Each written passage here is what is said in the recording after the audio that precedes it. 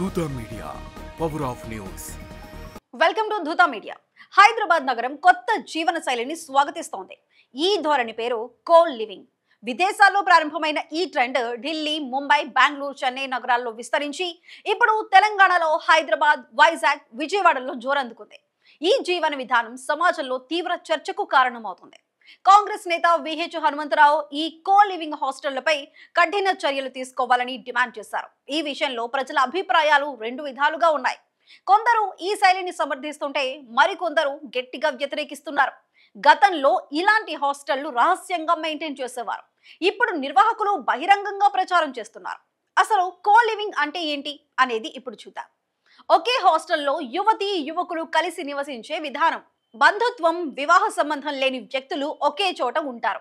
IT ఉద్యోగులు, ఉన్నత చదువులు చదివే విద్యార్థులు ఈ జీవన శైలిని ఎక్కువగా ఎంచుకుంటున్నారు. హైదరాబాద్ లో మాదాపూర్, కొండాపూర్, గచ్చిబౌలి, హైటెక్ సిటీ, బంజారా హిల్స్, జూబిలీ హిల్స్ ప్రాంతాల్లో ఈ కో లివింగ్ హాస్టల్స్ ఎక్కువగా కనిపిస్తున్నాయి. ఈ హాస్టళ్లు ఆకర్షణీయమైన సౌకర్యాలతో యువతను ఆకట్టుకుంటున్నాయి. Air conditioner, wifi, washing machine, filter water, furniture, swimming pool వంటి సదుపాయాలు అందుబాటులో ఉన్నాయి. ఒక్కొక్కరి నుంచి నెలకు 8,000 నుంచి 25,000 రూపాయల వరకు ఛార్జీలు వసూలు చేస్తారు. ఈ జీవన శైలి మన సాంప్రదాయాలకు సరిపడదని కొందరు భావిస్తున్నారు. యువత తప్పుదారి పట్టే అవకాశం ఉందని ఆందోళన వ్యక్తం చేస్తున్నారు. 18 ఏళ్లు దాటిన వారు కలిసి ఉండవచ్చని సుప్రీంకోర్టు చెప్పినప్పటికీ భద్రతా సమస్యలు, నైతిక ప్రశ్నలు లేవనెత్తుతున్నాయి. విభేదాలు వచ్చినప్పుడు గతంలో తీసిన ఫోటోలు, వీడియోలతో బెదిరింపులకు దిగే ప్రమాదం ఉందని చెబుతున్నారు. ఈ స్థలాలపై ప్రభుత్వం నుంచి పర్యవేక్షణ లేకపోవటం, నిబంధనలు లేకపోవటం సమస్యను తీవ్రతరం చేస్తోంది. ఇప్పటికే కొన్ని చోట్ల ఈ హాస్టల్లో ఉంటున్న యువతీ యువకుల మధ్య వివాదాలు కేసులుగా మారాయి. కొందరు హాస్టల్ నిర్వాహకులు అక్రమాలకు పాల్పడుతున్నారనే ఆరోపణలు వస్తున్నాయి. యువకులను ఆకర్షించేందుకు ఆడవాళ్లతో రూమ్ షేర్ చేస్తామని చెప్పి ఎక్కువ డబ్బులు వసూలు చేస్తున్నారు. కొందరు తల్లిదండ్రులకు చెబుతామని బెదిరించి యువతను బ్లాక్మెయిల్ చేస్తున్నారు. తమ పిల్లలు ఇలా కలిసి ఉంటున్న విషయం తల్లిదండ్రులకు తెలియకపోవడం వల్ల సమస్యలు తలెత్తుతున్నాయి. ఈ ట్రెండ్ ను అనుసరించే ముందు జాగ్రత్తగా ఆలోచించాలని నిపుణులు హెచ్చరిస్తున్నారు. తొందరపాటు నిర్ణయాలు జీవితంలో పెద్ద సమస్యలకు దారి తీయవచ్చని అంటున్నారు. అయితే కో లివింగ్ ను సమర్థించే వారు కూడా ఉన్నారు.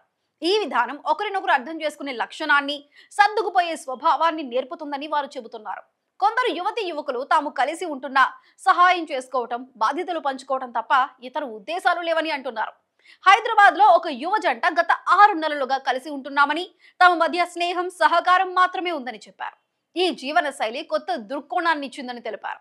మన దగ్గర ఇప్పుడిప్పుడే విస్తరిస్తున్న విదేశాల్లో కో లివింగ్ అనేది చాలా సాధారణం. America, Canada, Britain, Germany, Australia దేశాల్లో దశాబ్దాలుగా ఈ ఆచారం ఉంది. చదువు, ఉద్యోగాల కోసం వెళ్లే యువత ఖర్చులు తగ్గించుకోవడానికి, సామాజిక భద్రత కోసం ఈ విధానాన్ని ఎంచుకుంటారు. సింగపూర్, మలేషియా, జపాన్ దేశాల్లో ఒకే ఇంటిని 2 లేదా 3 వ్యక్తులు షేర్ చేసుకుంటారు. కిచెన్, లివింగ్ రూమ్ వంటి ప్రాంతాలను కలిసి ఉపయోగిస్తారు. అక్కడి తల్లిదండ్రులు దీన్ని సాధారణంగా భావిస్తారు. ఈ జీవన శైలి ఆర్థిక భారాన్ని తగ్గించడంతో పాటు సామాజిక సంబంధాలను బలోపేతం చేస్తుందని అంటారు.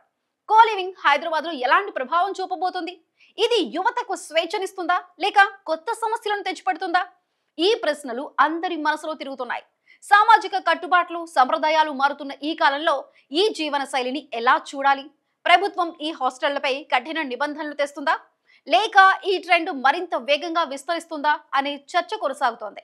ప్రస్తుతానికి ఈ విషయం సమాజంలో తీవ్ర చర్చనీయాంశంగా మారింది. For more updates keep watching Dootha media. For more updates please subscribe Dootha media.